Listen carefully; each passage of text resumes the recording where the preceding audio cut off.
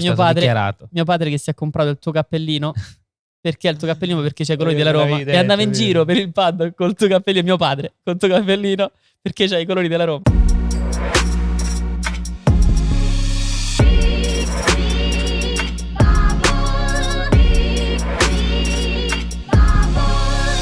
Ciao a tutti ragazzi, benvenuti a un altro episodio di Mick Bubble. Ci siamo di nuovo qua, come sempre, come il mio co-host da Tavuglia, Filippo Carloni H. Fisci. Ciao Phil. Ciao a tutti, ciao Andrea. Questo è il tuo mood. Oggi insieme a noi Filo è venuto a trovarmi un collega, bisogna specificarlo, da Roma, ma non è Franco Morbidelli, il primo pilota MotoGP che si rende creatore grafico tra una gara e l'altra.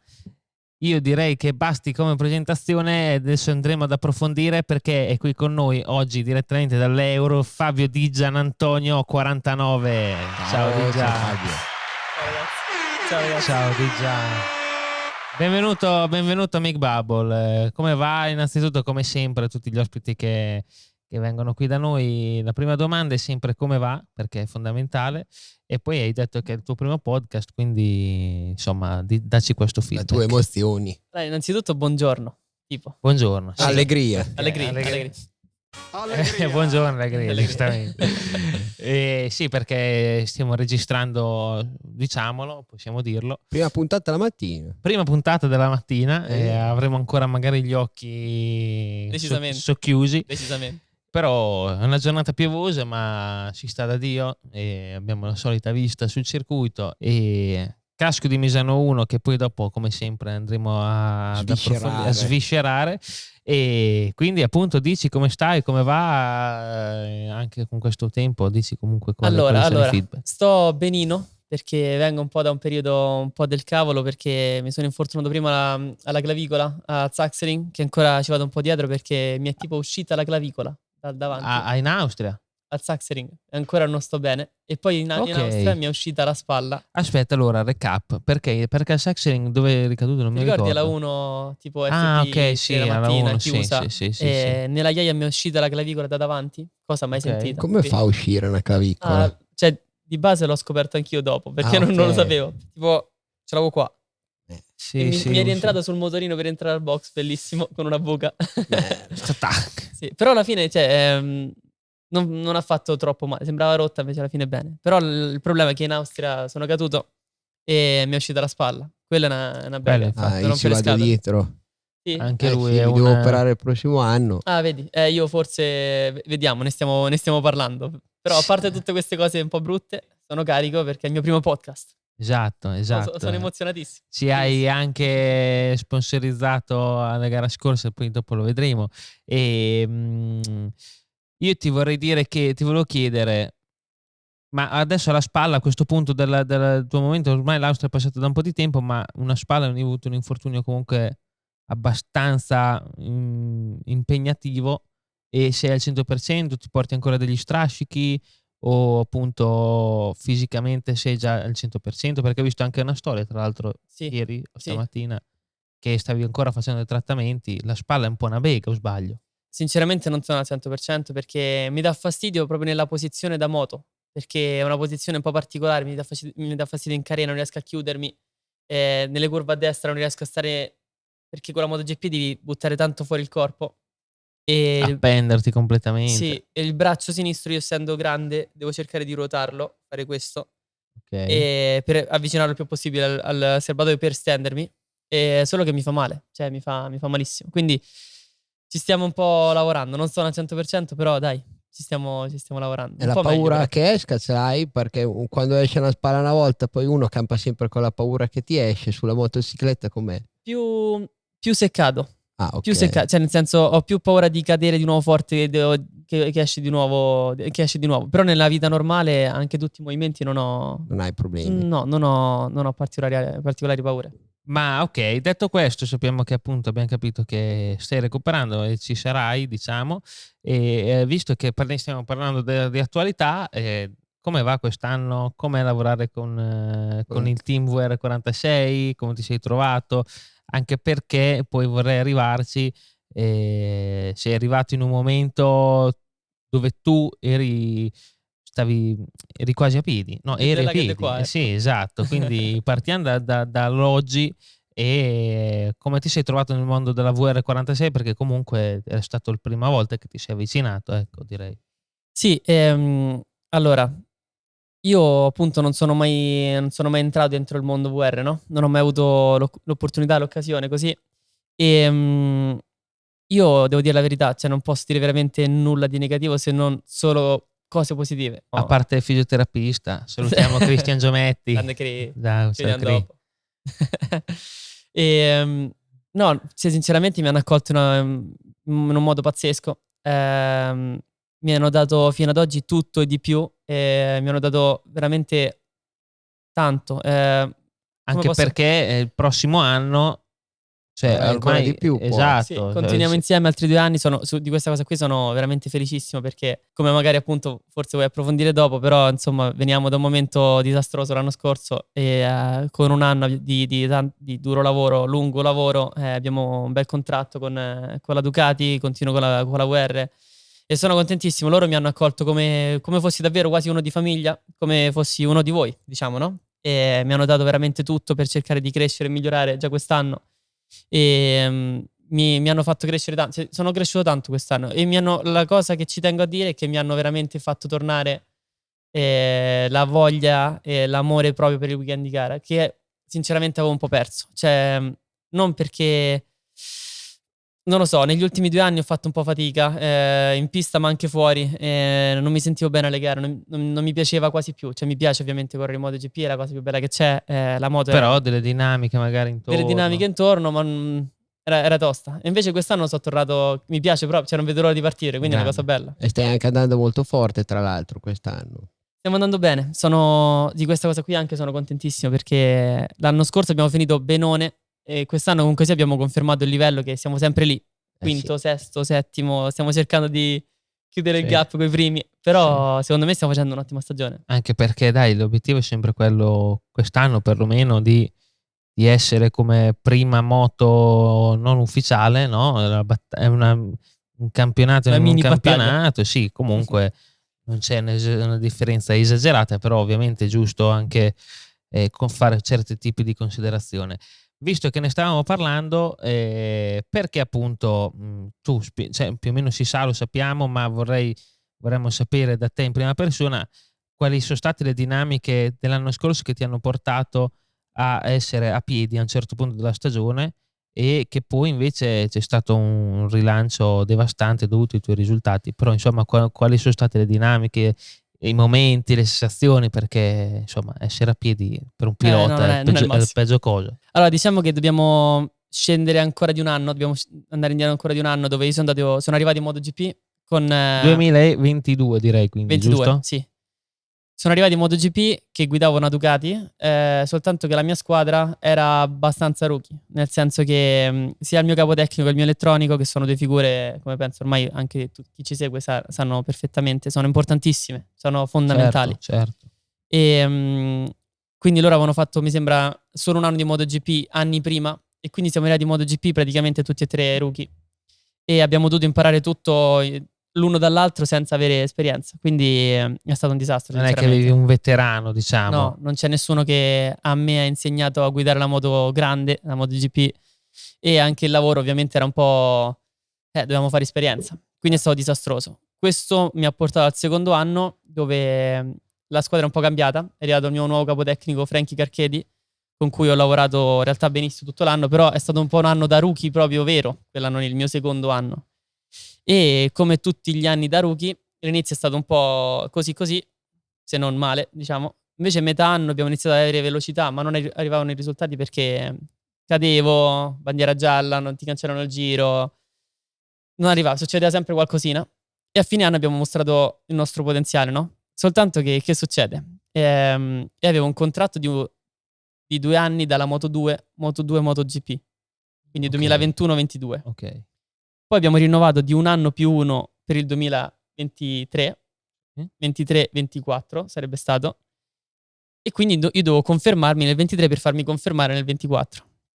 Soltanto che appunto i risultati puri facevano fatica ad arrivare, la velocità c'era, E poi scatta la bomba Marquez, no? Sì, che ha tenuto in ballo insomma tutto il mercato del mondiale, diciamo, dell'anno scorso. Che è successa una cosa un po' assurda. Cioè, se ci pensi, Marc Marquez, 8 volte campione del mondo, contratto milionario vero, lascia la Honda. Bombona, per sì, andare sì. in un team privato, tra Per l'altro. andare di base in un qualsiasi team. All'inizio era, no? Ok. Quindi io inizio a avere le voci che qualcuno possa prendere il mio posto. In realtà all'inizio c'erano altri piloti, vari Mir, piuttosto che veramente hanno messo chiunque sulla mia moto. E io non venivo confermato. Il team, noi avevamo una deadline con Gresini a giugno e prendono tempo. Ah no, ti vogliamo valutare ancora di più o dobbiamo prendere tempo? Nel mentre però valutarmi mi conoscevano da tipo 8 anni. Abbiamo vinto qualsiasi cosa insieme, tipo gare, podi. Non abbiamo vinto mondiali, però siamo stati vice campioni del mondo insieme, Certo. quindi mi devono valutare. E mi spostano questa deadline a ottobre, fine settembre. Molto in là.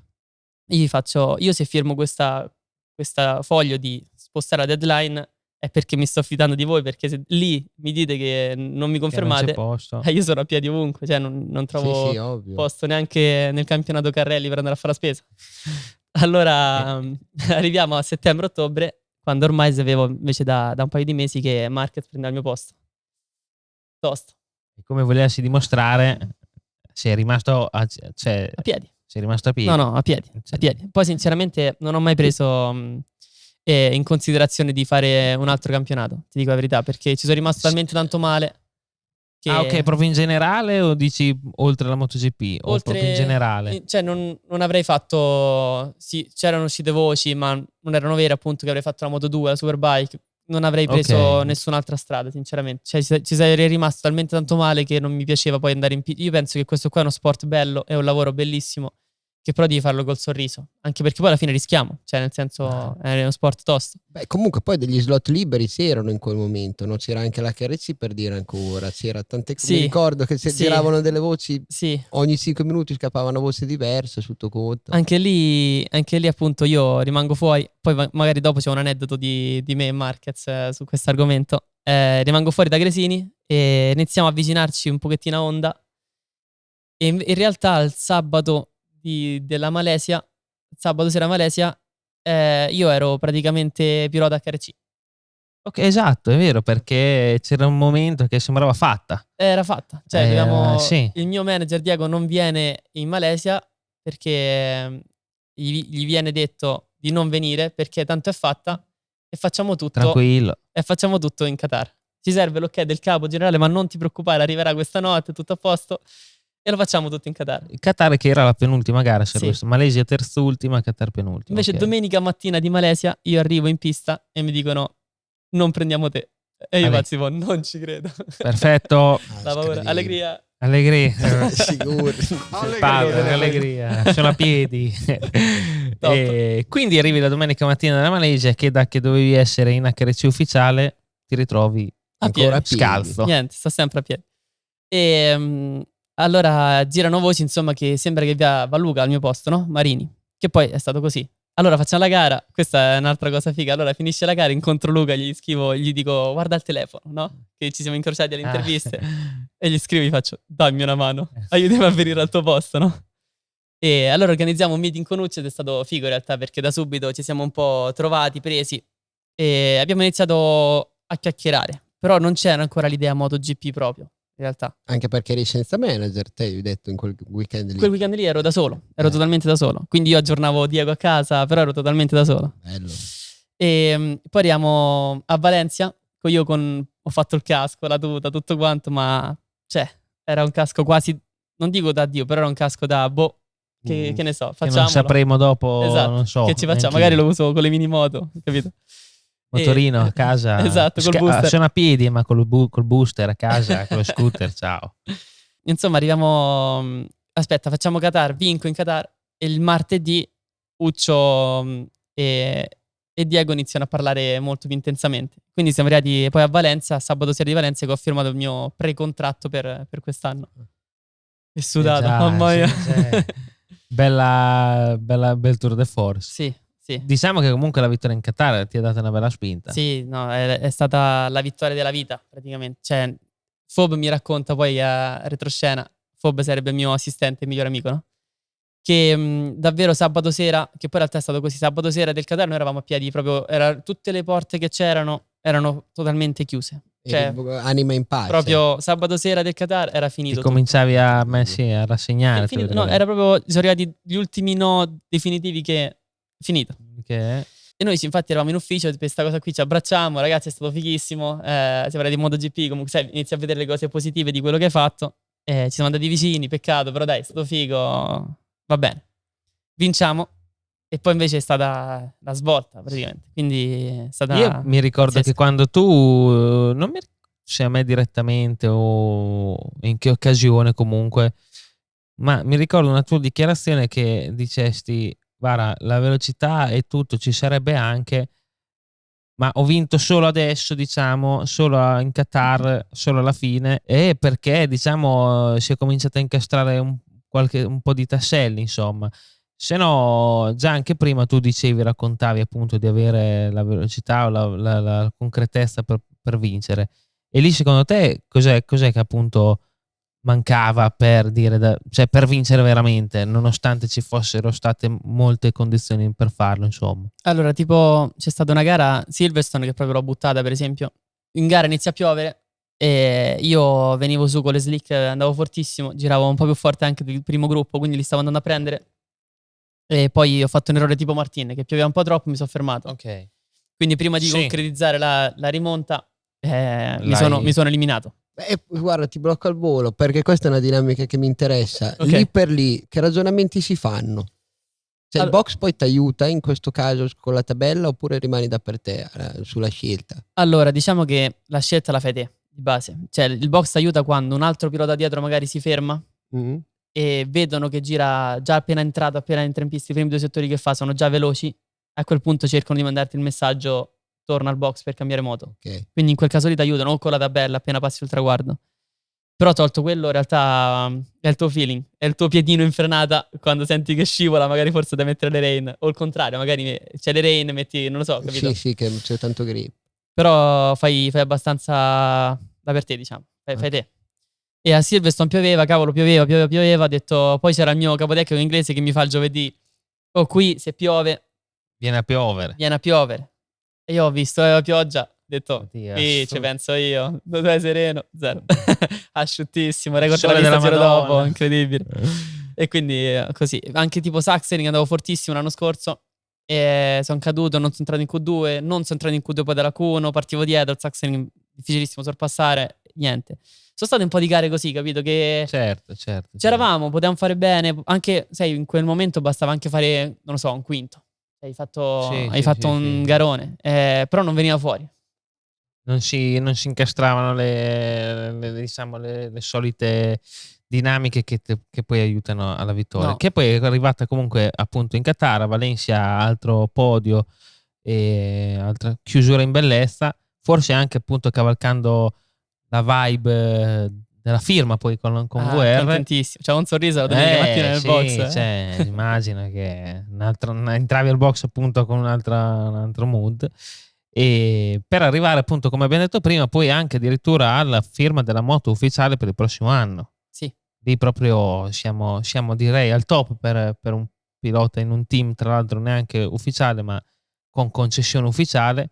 Per te che sei super ducatista comunque, cioè sei un fan della Ducati, sbaglio? O comunque nelle tue anche appunto gioventù, chiamiamola così, quando eri piccolo, c'è sempre stata c'è una foto di te su una Ducati da piccolo, no? C'è sempre stato, o sbaglio?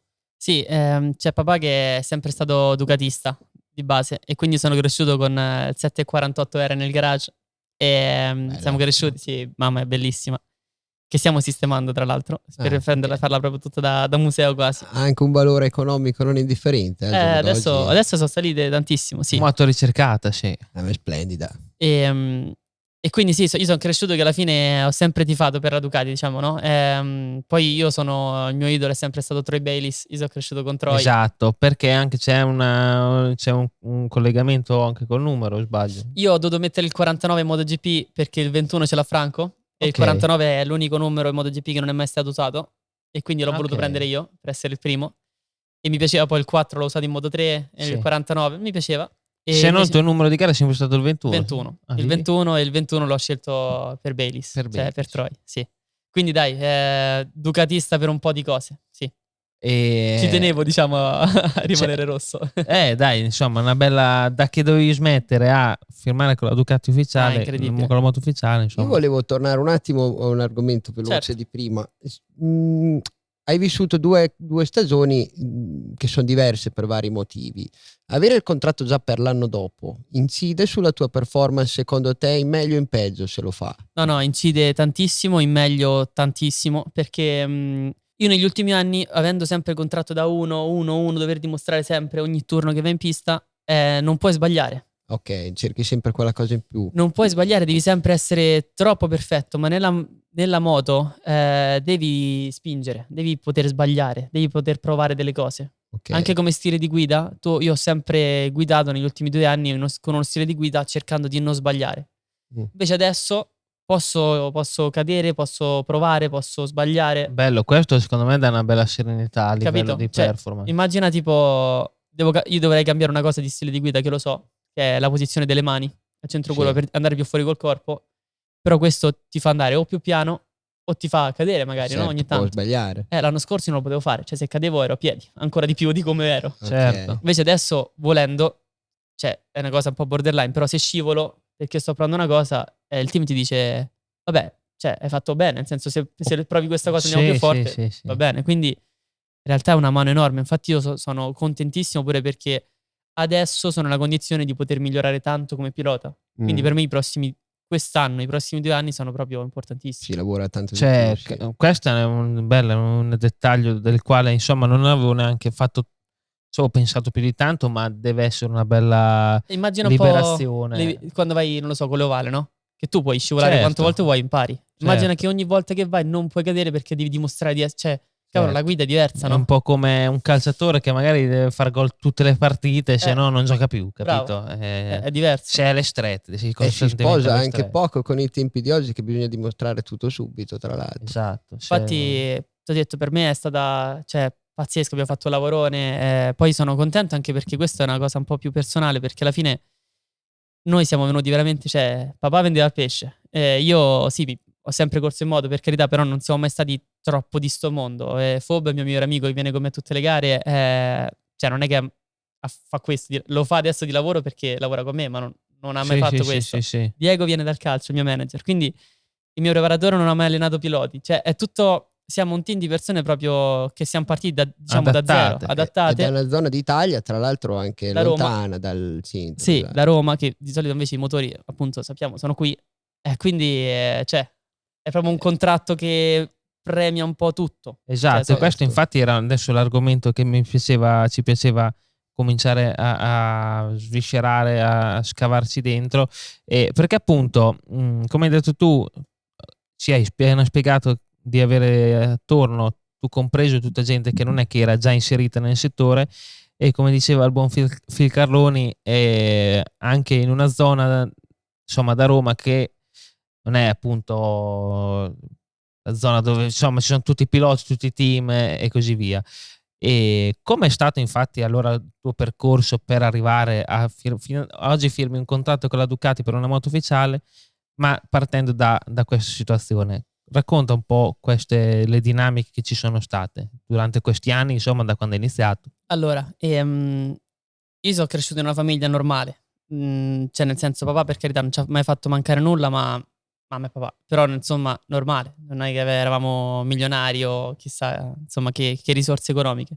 Quindi proprio famiglia normalissima, che però appassionati di moto. Papà gli piaceva, era diventato un po' il nostro giochino andare il weekend a girare con la minimoto. Iniziamo a fare le prime gare per divertirci. Circuiti a Roma tipo Anzio, Torrigo. Torrigo. Allora in realtà il mio primo circuito è stato un drive-in, presente il drive-in dei cinema? Hanno fatto pistina davanti con le gomme, proprio mezzo il parcheggio. Sì. Io ho iniziato al drive-in, poi a Torrigola, che è tipo una pista storica per noi romani, tipo... È proprio il covo del motociclismo romano. Ci raccontava Franco, dove c'era Agorsi, Foggia. Tutti lì siamo nati. Che è un pistino di 20 secondi, proprio mini. Poi andavamo a Campo di Carne, c'era una pista che si chiama Anzio. A Latina, a Borgo Carso, c'era un'altra bella pista. E quindi dai, weekend prendevamo il furgoncino e andavamo appunto con le minimoto. Poi abbiamo preso il camper, il primo camper, poi il primo investimento da pilota al camper, perché poi c'era una gara anche tra i genitori, no? Il camper più figo. Nelle minimoto se avevi il camper era come firmare con la moto ufficiale. Sì, era una roba. Allora dici, allora facciamo sul serio. Camper, televisione e play. Sì, che c'era Pagliani, che ce l'aveva, ma adesso tiro fuori una perla. Pagliani. Io che salutiamo, grande fan, ciao Paglia numero uno, Paglia. Ciao, un abbraccione, grande Paglia. Io, Paglia, Maro a giocare a Need for Speed e noi volevamo comprare sempre sta cavolo di Audi TT rossa, bellissima, giocavamo con sta Fiesta verde, che mi ricordo Paglia, tipo giocavo con sta Fiesta verde e noi giocavamo tutte, cioè tipo, ecco, giornata così che piove e noi tutto il giorno a giocare all'europeo quando si andava a girare, sì, bellissimo. Poi l'atmosfera minimoto era stupenda perché c'era un campionato parallelo anche di monopattini. Tu scendevi dalla minimoto e facevi il campionato monopattini, capito? Noi che tutti sbucciati, vabbè. Quindi minimoto, bellissimo. Andiamo alle mini GP, sempre con le forze un po' di papà, quindi non è che erano appunto, non è che sempre l'ultima moto, le cose, cioè avevamo un bella, ti dico la verità, papà ha fatto un bel lavoro, una bella situazione, però appunto ci si rompeva sempre la moto, un disastro. E ci divertivamo. Poi abbiamo iniziato a diventare un po' più seri, diciamo così, quando abbiamo fatto la pre-Moto 3, che all'epoca era pre-GP, con il team 12 Racing, che è il team di Chili, con Androvandi. Con Androvandi, sì. E lì, diciamo, da lì mi è cambiato un po' tutto perché abbiamo vinto il campionato e l'anno dopo ho fatto la Rookies Cup. Ok. E la Moto 3 lì ci chiedevano tanti soldi, io non avevo tanti soldi, quindi in realtà ho fatto un po' con team un po' così, sempre sai, il problemino alla moto, non ho quella giusta, così, Però la Rookies Cup mi ha dato una grande mano. Sì, secondo tra l'altro. La Rookies Cup ho fatto secondo il secondo anno, sì. Il primo anno ho fatto 2 o 3 podi, 2 podi, e invece il secondo anno ho fatto secondo. La Rookies comunque dai un bel di base, no? Un bel trampolino, un bel... È una super opportunità. Per chi non lo sapesse, insomma, è la gara di contorno che monomarca di contorno che c'è al motomondiale, ovvero dopo quello che si vede in TV. Sì. Moto 3, Moto 2, MotoGP, Moto E. E c'è anche questa gara dove insomma militano tutti giovanissimi di tutte le nazioni e tra cui anche molti italiani che adesso vediamo in MotoGP, gli stessi Martin, di nomi ce ne sarebbero tutti. Adesso moltissimi e insomma secondo che ti ha dato quello è stato immagino piuttosto importante per la tua carriera. Ed è lì che hai capito che sarebbe stato il tuo mestiere di base? No, ancora c'è margine. Ancora c'è del margine. Diciamo che allora lì praticamente io facevo anche il campionato italiano e una gara a Misano viene a vedermi in pista Fabrizio Cecchini e tipo mi viene a trovare nel box, grande Cecco, che salutiamo. Ciao Cecco. Cecco numero uno. Oddio, rido perché tipo dice fanno ridere un po' di robe. Poi l'ho salutato ieri. Fa ridere. Fa troppo ridere, numero uno. E quindi viene a vedere in pista e si innamora, diciamo così, di come guidavo. Gli piacevo. Quindi parla di me a Fausto Gresini, gli fa vedere le mie gare, poi dopo cerca di fargli fare attenzione, no? Quando correvamo appunto dopo la MotoGP. E a fine anno mi propongono di correre per loro, grazie a Cecco. Nel mondiale Moto 3. Mi fanno un contratto di 4 anni e quindi una roba, bellissimo. Poi io appunto non avevo soldi da spendere per correre, quindi papà pure all'inizio 2015, che era l'anno prima che andassi al mondiale, mi fa questo è il nostro ultimo anno e possiamo spendere due soldini. Dopo questi sto finito. Quindi andiamo al mondiale gratis oppure è finito il giochino. Va bene. E fortunatamente appunto Fausto ci fa questo contratto dove c'erano un po' di cose un po' da sistemare, però insomma opportunità della Madonna. Lavoro per 3 anni con Fabrizio Cecchini come capotecnico, mi insegna tantissimo, alcune cose che ancora adesso uso nel mio guida di gara me le porto dietro da Cecco e sono stati 3 anni fighissimi perché veramente immagina ragazzino 17 anni, gira al mondo. Quelli comunque sì, sono gli anni veramente splendidi. Il mondiale, ero totalmente spensierato. Poi nel frattempo, questo è figo, io mi trasferisco a Misano. Ecco, esatto, infatti allora vai pure. Vado io. Sì, perché era un altro tema che da Roma a Misano, insomma, volevo sapere le differenze. Comunque c'è una vita completamente diversa, immagino. Sì. E appunto, dici com'era. Allora, io praticamente mi trasferisco a Misano grazie a Fob anche. E a Pietro, suo fratello, perché praticamente loro hanno una casa a Misano che io l'ho conosciuti a loro questi 2 miei amici che appunto oggi sono i miei migliori amici praticamente e li ho conosciuti quando io correvo nel 2012 col team 12 Racing che ho detto prima di Chili. Ok, pre-Moto 3 quindi. Sì, perché Chili ha uno stabilimento a Misano, quindi vado al mare e conosco loro. Ok. Quindi 2017 io a Roma mi allenavo, ma un po' per me, non c'avevo veramente nulla, non c'avevo uno staff, niente. Allora Cecco mi fa: tu devi venire da me, tu non ti devi preoccupare di nulla. Cecco, no? Immagina. Ok, mi trasferisco da Cecco, vicino Cecco, e vado a casa di Fob. Okay. Quindi io per 7 mesi vivo a casa di Fob, tutti i giorni mangiavo da Cecco, tutti i giorni andavo in moto con Cecco, tutti i giorni andavo nel capannone da Cecco. Certo. Quindi vivevo praticamente le moto dalla mattina alla sera, bellissimo, da solo. È bello. Senza un euro. Quindi vado per favore da Fausti, faccio: Fausto, dammi 2 spicci perché sennò tipo non posso comprare le gomme neanche per girare. E infatti questo è un aneddoto fighissimo. Io ero a casa di Fob, però tipo casa era del nonno. E il nonno quando veniva non voleva nessuno dentro casa. E veniva spesso. E io mica potevo andare in hotel. Cioè è impossibile. Sì. È impossibile. Quindi davanti a casa di Fob sotto c'è un parco con i giochi dei bambini, tipo, non lo so, scivolo, le molle. Sì, quella lì che fa tutto, il trasferimento di carico sì, con la molla. Tutti questi giochini qui. E poi c'era praticamente questa cosa di tutte gomme piuma, che poi c'era uno scivolo che vai dentro una piscina con le palline. Sì. E quella era casa mia. Cioè, proprio letteralmente così. Tipo io, c'era il nonno, io non potevo andare a casa. Quindi tipo a pranzo, quando il nonno faceva pranzo, io andavo a farmi una doccia. Poi lui saliva, io scendevo di nascosto. E la sera io dormivo lì dentro. Certo. Copertina. Come un fantasma. Bellissimo. E tipo magari a volte mi sono venuti a prendere per andare all'aeroporto, per partire per le gare dalle palline. Quindi proprio, grande cambiamento di vita. A Roma è diverso, nel senso a Roma adesso forse la MotoGP è tornata un po' di più in voga, diciamo così, si segue un po' di più. Poi appunto ci sono forse un po' io che comunque sia anche con la partnership che ho con la Roma Calcio, proprio con la squadra della Roma, magari si parla appena un po' di più di moto, però si parla di calcio. Cioè a Roma si parla della Roma, di calcio. Infatti la mia curiosità era se tu vieni a Misano e cioè rispetto a stare a Misano a oggi, domanda stupida ma che non potrebbe non esserlo, ti riconoscono più a Misano o più a Roma? Tipo, cioè no, ti conoscono più a Misano addirittura. Sì. A Misano, diciamo, qualsiasi pilota di moto è una star praticamente. Cioè io tipo quando ero piccolo, che abitavo qui, quando ero più piccolo, però tipo c'erano ristoranti che mangiavamo in cucina, per farti capire. Cioè facevo la Moto 3, cioè sembravo Valentino Rossi, quando invece zero, cioè ero proprio ragazzino Moto 3. Però la gente ti riconosce tantissimo qua. Invece a Roma a me piace da una parte questa cosa qui perché sono proprio serenissimo, posso andare in giro a dire cavolate con i miei amici, non devo stare attento a cosa dico, cosa faccio, così, perché alla fine a Roma è tranquillissimo. Mi riconoscono adesso di più, però tranquillo. Sì, cioè comunque soprattutto immagino nel quartiere, poi lì sono un po' tutte piccole città dopo, quando la città è così grande. Sì, la cosa è che a Roma è veramente, anche tipo il mio quartiere che è l'Euro, è immenso. Cioè tipo l'Euro è tipo, non so, forse Misano e Cattolica insieme. Forse anche di più. È solo l'Euro. Poi dopo c'è Roma. Poi la quantità di gente, appunto, di persone che ci sono, magari. Cioè a Roma è proprio, c'è il mondo. Un di gente. Quindi alla fine non vieni troppo riconosciuto. Dai, sei molto tranquillo. Ma ormai ovviamente sai il bar dove vai sempre, il gelataio magari ormai più o meno lo sanno, però. Sì.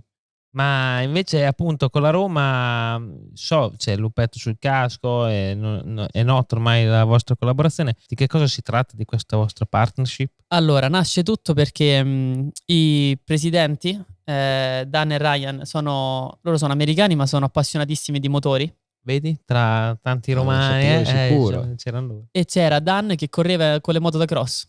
Okay. Che è il papà di Ryan. E quindi mi ha detto un capannone gigante con tutte moto dentro che gli piacciono, proprio appassionatissimo. Anche Ryan è molto appassionato. Quindi quando hanno visto che insomma io cercavo, veniva allo stadio così mi hanno voluto conoscere, ci siamo conosciuti e abbiamo voluto fare questa partnership. Te sei della Lazio, quindi. Sì.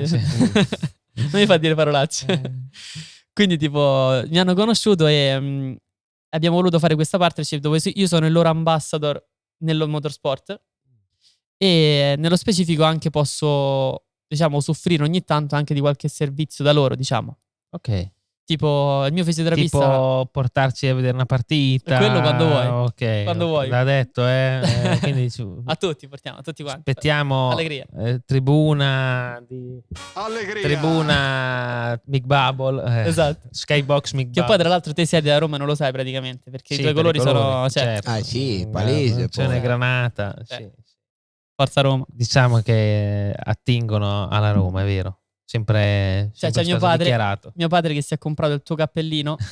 Perché il tuo cappellino? Perché c'è i colori della Roma. E andava in giro per il pad col tuo cappellino, mio padre, col tuo cappellino, perché c'hai i colori della Roma. Anche a me al contrario dicevano, sì, della Roma, sì, i colori della Roma. Va bene anche allo stadio come cappellino. Sì, è perfetto. È perfetto. Maglia di Cristante col 16. Esatto. E quindi dai, io posso, tipo il mio fisioterapista è il fisioterapista della Roma, quindi ogni tanto posso andare lì a fare qualche trattamento. Dai, diciamo che c'è questo crossover, adesso si chiama così, no? Questo crossover di sport che è bello. Poi alla fine sono molto amico con tanti giocatori e adesso si è appena trasferito, diciamo così, però Edo Bove è venuto al Mugello, sì, è un tuo amico. Siamo amici proprio, siamo andati in vacanza insieme, siamo tanto amici e giocava in Roma fino a, non lo so, 2 settimane fa. Quindi dai, è una partnership bella, cioè molto sentita, molto vera. Se mi mancano un paio per giocare a calciotto ti mando un messaggio. Sì, li chiamo tutti, c'è problema. Oh ragazzi mignoli. E sempre, visto che parliamo di calcio, c'è un dettaglio nella tua carriera da motociclista che riguarda la tua gestione manageriale, ovvero il tuo manager, che lui, che salutiamo, ciao Diego Tavano. Che quando piove non viene mai. Ecco. Sì. Quindi forse non lo vedremo sto weekend, ma vedremo. E lui viene dal calcio. E mi piaceva sapere, non so, ovviamente vivendolo potrei saperlo, bisognerebbe chiederlo a lui magari, ma tu già lo saprai. Quali sono appunto le cose in comune, ma anche le cose mi sembrano molto diverse, no? L'ambiente delle moto rispetto a quello del calcio, anche solo a fare i contratti, non so, lui come si trova, te come ti trovi con lui che comunque ha sempre solo fatto calcio, com'è questa gestione manageriale diversa, siamo fuori dalla normalità forse. Allora, tutto nasce perché io avevo una piccola causa con Gresini, una causa con Gresini. Esatto, piccola appendice infatti, perché dopo ci torniamo. Tu da Gresini ci sei stato? Sì. Poi hai avuto dei problemi, ma ci sei anche tornato dopo, o sbaglio? Abbiamo avuto un po' di problemi, poi dopo sono andato in Moto2 da Speed Up 2 anni e sono tornato da Gresini e ci ho fatto altri 3 anni poi, Moto2, MotoGP. Questa è stata una parentesi, cioè come nel senso, la Bega c'è stata dopo? Dopo tutto? O tra i due Gresini, diciamo? No, la Bega c'è stata, cioè questa causa di cui stavo parlando c'è stata dopo il primo Gresini, dopo i primi 3 anni. Ok, e dopo però ci sei tornato. E poi non ci parlavamo con Fausto, Zero, tipo l'ultimo anno, anche che siamo diventati vice campioni del mondo insieme, io non potevo entrare in ospedali a mangiare, cioè siamo lasciati male, proprio litigato vero. E infatti tipo non ci parlavamo più, però poi per fare la Moto2 2021 lui voleva un pilota forte e io cercavo una squadra forte. E Carlo Merlini, che è il suo braccio destro, con Diego si sono voluti vedere e hanno detto dobbiamo farla sta cosa. Vi siete rincontrati. E tipo bellissimo perché dico Fausto, no, io quel pilota non lo voglio, io no, da Fausto non ci andrò mai, altri 3 anni insieme. Come le coppie che si lasciano. Uguale. Quindi Diego. Sì, che... Facciamo questa causa con Fausto nel 2018 e il mio avvocato era Antonio Conte, che è l'avvocato della Roma. Anche allenatore del Napoli. E allora che succede? Che praticamente io vado da Antonio e esce Diego dalla stanza. Quindi io entro, lui esce. E Antonio fa, no, aspetta Diego, ti voglio presentare questo ragazzino. E a te Fabio voglio presentarti Diego. E Antonio fa, perché tu diventerai il manager di Fabio. Diego guarda e fa, sì, grande, sai, tipo, grande Antonio, sì, numero... E io tipo lì, però cioè, non è che mi ha dato fastidio la cosa, no? Certo. Perché no? Allora gli fa, rimani un attimo, senti anche tu questa storia perché secondo me ci puoi dare una mano. E Diego si vede che quel giorno non c'è niente da fare, o non lo so, è rimasto a sentire la mia storia e si è appassionatissimo, proprio di brutto. E mi ha iniziato a seguire, cioè io mi piaceva l'idea di trovare un manager fuori da questo contesto, perché ho avuto un'altra esperienza che non mi ha dato proprio una mano, una persona che è molto inserita in questo contesto, allora avevo un po' paura, volevo una persona fuori contesto che facesse solo veramente i miei interessi. E quindi dal giorno alla notte abbiamo iniziato a lavorare io e Diego, però lui non sapeva nulla, cioè di moto proprio nulla. Cioè c'ho un audio salvato che tipo, non mi ricordo una stagione gli faccio, Diego dobbiamo comprare il V4, no? La Panigale V4 per allenarci. E lui mi risponde, V4? Ma che è il V4? Proprio cioè non ha proprio zero idea. L'aspirapolvere della Dai. Sì, bravo. Bravo. C'è Fobbe intanto sotto che ride, bellissimo. E quindi gli ho dovuto insegnare tantissime cose dal mondo motorsport, ma il lato manageriale lui invece è avanti in luce, perché nel calcio è molto diverso, è molto più spigliato tutto. Secondo me sono messi molto meglio. Però ha meno conoscenze a livello anche di persone proprio. Lì ho dato un po' una mano io. Io magari all'inizio facevo un po' il tramite. Cioè, è stata proprio una collaborazione con me, Diego. Cioè, è stata una cosa figa. Sì, perché io magari presentavo le persone, gli spiegavo tutto quanto e poi lui portava il suo know-how di management, di manager in questo mondo. E infatti in realtà piace tantissimo. Cioè, in realtà molti feedback che lui riceve da anche persone proprio importanti di questo sport sono positive, perché è un approccio alla trattativa, alle cose, al mondo contrattuale diverso, e forse anche su certe cose un po' più professionale. Se lì hanno le finestre di mercato, i contratti sono fatti in un certo modo, siamo gestiti tanto diversi. E l'esperienza poi sarà il calcio è da una vita che si fa il calciomercato. Sì.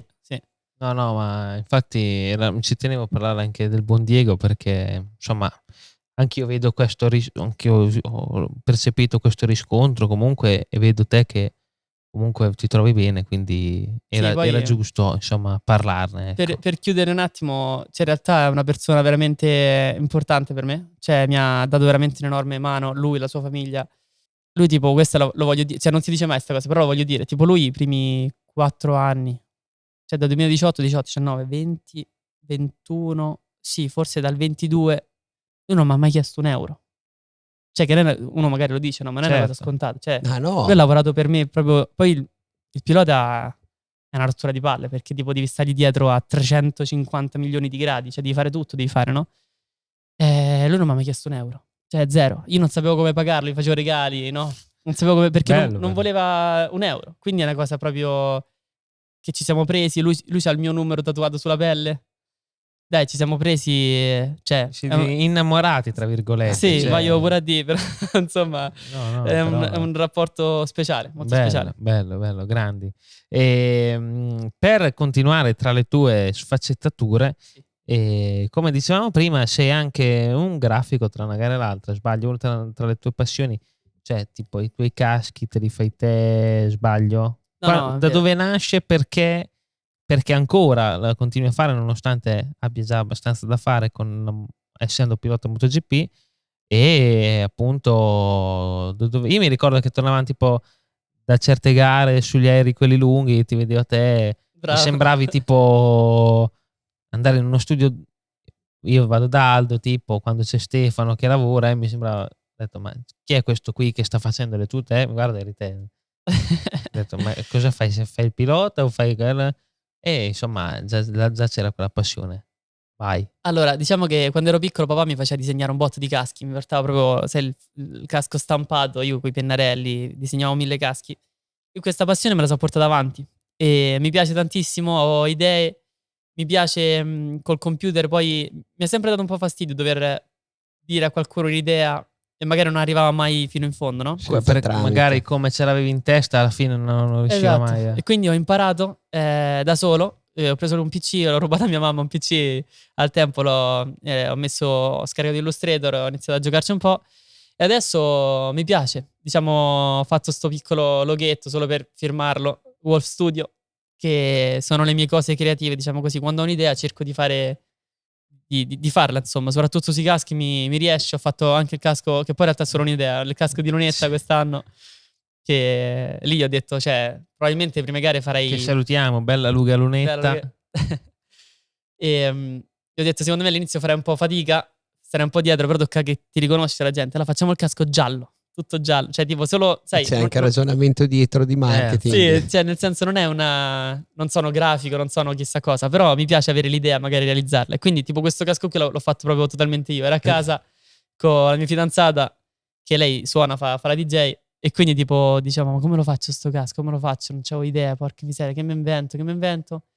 Mi fa vedere un video e c'era sta palla da discoteca, ho detto no, dobbiamo fare, cioè, per forza. Ma allora, visto che lo stai già spiegando, lo vado a prendere, perché va ovviamente. Tu continua pure, io te lo tengo. Sì, allora tipo lo disegno in veramente mezz'ora e nasce sto casco. Allora chiamo Alessandro Artusio, che sarebbe il mio verniciatore, Aerowork, e gli faccio, ho un'idea, e lui mi fa, ti odio, perché manca una settimana e mezzo. Grande, ne abbiamo parlato con Aldo, grandi situazioni quelle dei caschi speciali, perché arrivano i piloti 5, 7, massimo 10 giorni prima e tocca fare idea casco e realizzarlo, i disegnatori vanno in panico. Io l'ho fatto appunto a casa e dai, secondo me è venuto figo. L'idea era quello di usare il casco alla fine, che è un oggetto abbastanza rotondo, come un oggetto proprio 3D, e quindi abbiamo pensato alla disco ball. Sarebbe da fare una festa e appenderlo nel tetto. Sì. Bisogna far bene, poi dopo porca miseria. Infatti Misano 1 non è andata benissimo. Domenica sera. Poi c'è un piccolo, visto, c'è stato un partner speciale per questa gara. Allora, intanto il lupetto della Roma col 49, ma soprattutto Digia ci ha portato con lui in gara, e noi per noi questo, l'altra volta a Misano 1 mi chiamano e fa: Mig, puoi venire giù urgente? Ho detto adesso capire che cazzo ha fatto? Io non ho fatto niente stamattina, cosa è successo? E invece la notizia era buona, era bellissima, perché appunto Digia ha deciso di metterci tra i suoi quadratini della palla da disco, c'era anche il nostro, quindi per questo ti ringraziamo. Grazie, bello, di tutto il podcast. Fa piacere. E questo qui è da usare domenica sera, se va bene. Tra l'altro odore anche di gin, che è già pronto. È già carico lui. Sì. Passiamo alle domande. Al momento più amato dagli italiani, giusto? Eccoci. Certo Andrea. Domande di Instagram. Benvenuto all'host, in questo l'host l'host diventa Filippo Carloni. Allegria. Vai Phil, ciao Phil. Ciao. Benvenuti alle domande di Instagram. Partiamo con la prima domanda per Fabio Di Gianantonio. Allora vanno interpretate perché non è molto chiaro. Vai. Juliette Sanjon ci dice: design del casco, come funziona? Quanta libertà ha il pilota riguardo al design e palette? Ok. Anche sponsor aggiungerei, perché sai. Sì. Ma allora, io anche no, aspetta, però è interessante questa. Forse non era così la domanda, ma è interessante perché ci sono delle limitazioni a livello regolamentare. Io posso fare un casco come mi pare? Allora, a livello regolamentare sì. Ecco. A livello di casco a casco, per dire, sullo Shoei le alette dietro dello spoiler devono rimanere grigie, non puoi verniciarle. Ok. Vedi? E poi invece ogni partner, diciamo che ha la sua palette che bene o male devi rispettare. Poi ci sono dei partner un po' più flessibili, dei partner meno. Tipo io prima, negli anni sono stato Red Bull, che sono molto molto molto strict, mi viene da dire in inglese, però sono molto rigidi. Vogliono un determinato spazio di blu piuttosto che la lattina, vogliono tante cose, mentre Monster è un po' più flessibili, anche se vogliono appunto il nero di quella cosa lì, il logo deve essere quello lì, di quella grandezza che misurano tutti. Cioè, diciamo che ogni partner vuole comunque sia i propri spazi. E tu quindi quel design, che è anche un po' la difficoltà del designer, no? Magari Aldo appunto avrà spiegato, di andare un po' dietro all'idea che hai, a quello che piace al pilota, certo, e un po' ai partner. È quello che si può fare, diciamo. Quindi diciamo che c'è un po' un mix, però poi dopo l'approvazione è importante dal main sponsor, dal team, perché anche il team magari fa una cosa che non è contro i valori del team, devi essere sempre un po' delicato. E quindi vanno approvati da tutti questi passaggi. Sì, infatti come diceva Mig primo, se magari fai 2 settimane prima il casco, devi fare tutto sto giro, fai la burocrazia, tiri una bomba in mezzo, cioè, anche perché dai, comunque basilarmente, insomma, poche volte è successo che dei caschi non siano, cioè, però è vero, può succedere. Poche volte è successo che siano stati rifiutati, però dai, potremmo cominciare a fare dei caschi assurdi veramente da galera, tipo. per farteli mandare indietro. Sì, avevamo fatto sto casco qui, lo pubblichiamo. Domanda numero 2. Ci scrive: mi chiamo Lapo, quello della Fiat. Cosa è la cosa più terribile che può succedere ad un pilota in fase di regolazione di assetto? Oddio. Bella. La cosa più terribile. Secondo me, mentre ci pensi, io risponderei che sì, se in un weekend lo stai mettendo a posto, vai completamente fuori strada, magari perdi la via del weekend. Sì, secondo me allora diciamo che le cose peggiori per un pilota sono che perdi confidenza col davanti, quindi tu fai delle modifiche che magari ti fanno perdere confidenza con l'anteriore, e a quel punto la tua guida proprio diventa lentissima, proprio non ti fidi, non pieghi, non freni forte, quindi secondo me forse quella è la cosa peggiore. A livello proprio di gesto, forse magari un errore che può succedere, umano, magari in una pressione sbagliata, piuttosto che in una termo che non si è attaccata, quindi una gomma un po' fredda. Soprattutto in gara. Quindi dai, queste 2 o 3 cose qui. Ma io aggiungo una roba, scusa Andrea se ti interrompo, pazienza. Non ti preoccupa. Se te caschi, demolisci la moto, comunque sbagli l'assetto, quello lì si riesce a recuperare pari, sputato, avere la stessa moto? Allora, sì, però è veramente... Cioè, io l'ho visto solo a livello MotoGP fare 2 moto veramente uguali. Okay. E ancora anche in MotoGP non è proprio che riesce sempre. Cioè, se riesce sempre vuol dire che i meccanici che hai sono veramente bravi. Bestie. Perché da noi, se ci pensi, una regolazione magari alziamo 1 millimetro davanti e magari il meccanico ha sbagliato a montare 030303 e quindi sembra tutto uguale, ma magari è 1 millimetro diversa la moto. Quindi le 2 moto sono diverse. Quindi è sempre difficile anche per loro fare 2 moto uguali oppure ricostruire la moto totalmente identica. Non è facile. Sì, perché alla fine sono come le 2 scarpe, magari, cioè, nel senso, sono uguali ma non sono uguali, tra virgolette, no? Sì. Cioè, sempre, almeno i piloti MotoGP dicono sempre che se hanno la Moto 1 vanno, cioè è la Moto 1 per un motivo, perché è quella che sentono meglio. La Moto 2 ovviamente è uguale, ma è la Moto 2. Per un altro motivo è la Moto 2. Io l'anno scorso ho avuto per metà anno 2 moto che usavo proprio una sola per fare le gare. Qualifiche e gare usavo una moto sola. Cioè usavo quella, che era la Moto 2 in realtà. Vedi? Però la Moto 2 andava meglio.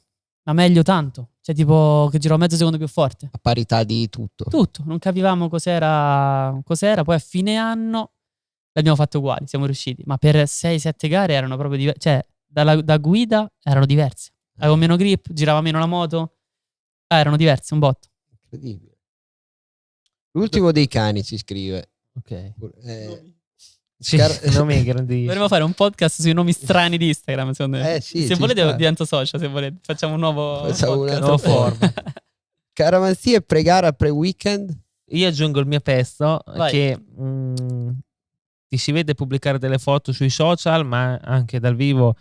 Vedo che tu, prima di salire in moto, soprattutto prima dei turni fondamentali, quindi qualifica o gara, ti prendi un momento di ritiro in pit lane, guardando la pista, senza, insomma, questo sei tu che deciderai quanto entrare nei dettagli, perché capisco le scaramanzie e tutto, però appunto un'infarinatura generale su questo gesto che ti vedo sempre fare. Allora, diciamo che tutti i piloti, chi più chi meno, si creano delle sicurezze, no? Cioè cercano di trovare le proprie forze durante il weekend. Io non ho delle scaramanzie vere, però ho un po' una routine. Cioè tipo mi metto sempre lo stivale sinistro, il guanto sinistro, però se mi capita che mi sbaglio e metto il destro, in realtà non mi succede niente. Okay. Cioè nel senso a livello anche mentale. È proprio una routine. Certo. Quindi non ho delle scaramanzie, ti dico la verità. Però ho una routine precisa e prima delle gare mi piace andare al muretto, perché nel box di solito ci sono comunque sia tantissime persone. E anche i tuoi semplici collaboratori tecnici, tipo il capo tecnico, il meccanico, magari ti possono dire quella cosa che in quel momento non vuoi sentire, no? Anche se ti conoscono benissimo può succedere. Certo. Allora mi prendo proprio 2 minuti che vado al muretto e di solito non c'è nessuno, tranne Misano che c'era tipo il Maracanã, praticamente c'erano tutti. Però vado al muretto e mi metto lì e parlo un po' con me stesso, diciamo, dai. È un po' un momento molto motivazionale, molto di concentrazione, dove entro un po' nella mia fase zen. Allora mi affaccio un po', vedo un po' la pista, e però è tutta una cosa che mi aiuta a cercare di entrare in concentrazione. Certo. E sto un po' sulle mie, faccio una piccola preghiera e poi dopo vado al box. Abbiamo qualche altra qualche altra delucidazione da espletare? Vai. Vi scrivo io. Com'è lavorare con Andrea? Mig è fighissimo. Cioè, io penso... Allora, la cosa figa è che Mig... Siete degli amici quando dite così, grazie raga. No, ci tengo. Allora, la cosa bella di Mig, che è stato pilota fino a ieri, è pilota. E... L'ha detto? Bella sta cosa. No, è così. Cioè, nel senso, lui oggi, quando tu parli con Mig che lo reputi un pilota, non lo reputi un ex pilota. E questa cosa è un valore molto aggiunto, perché anche quando parliamo, anche magari io parlo con i miei tecnici insieme a Mig è quello che ti capisce prima di tutti, perché lui è pilota, cioè lui sa cosa stai dicendo, sai perché lo stai dicendo, lo sa cosa vuoi dire, al di là della cosa tecnica in sé, proprio la tua la tua intenzione. È madrelingua. Il pilotese lo capisce. Ecco. Il pilotese. È bello il pilotese. E quindi questa è la prima cosa, che c'hai una persona che proprio ti capisce subito.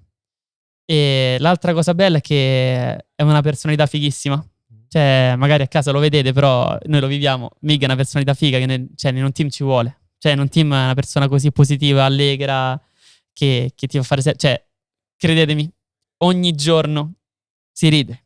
Cioè, o perché fa una battuta, o perché magari è... O perché non la fa. O perché non la fa, però fa delle cose che fanno ridere. Sì. Cioè, un bot. Quindi si crea un clima, è proprio un uomo da spogliatoio, diciamo così, no? Si crea quel clima figo che in tutti i team ci vorrebbe un migno, capito? Secondo me dovresti fare tanti mini migno grazie, e venderli tutti i team. Sei un amico, guarda. No, però sono serio. Cioè, io lo dico sempre, io voglio bene. Cioè, è un figo. È vero, dai, mi piace, insomma, rispondo da parte mia che mi piace tenere unito, tenere su sempre il clima del team, perché ci sono momenti in cui si va bene, ma capitano anche dei momenti dove magari si fa più difficoltà. Allora noi, per non sbagliare, intanto, finché siamo felici, intanto la tiriamo avanti col sorriso. Dopo, quando arrivano i momenti difficili, noi siamo già preparati, e se arrivano i momenti belli siamo già pronti a festeggiarli, insomma. Vabbè, si è capito da solo, però di base è un positivo. Questo voleva dire che c'è il clima positivo, esatto. Sì. Sei emozionato? Un po' sei emozionato davvero. Quando è che facciamo una puntata migno? No, ma è spoilerato. Ah sì? È un mezzo spoiler questo. Se le domande di Instagram sono pressoché terminate, il nostro lavoro con Digia altrettanto. Non possiamo fare altro che ringraziarti. Ringrazio il mio host Filippo Carloni. Grazie ragazzi. Il mio team. Grazie Digia di nuovo. Ragazzi, dall'Euro in Guerra 46, Fabio Di Gianantonio. Ciao a tutti, questo è Mick Bubble. Ciao.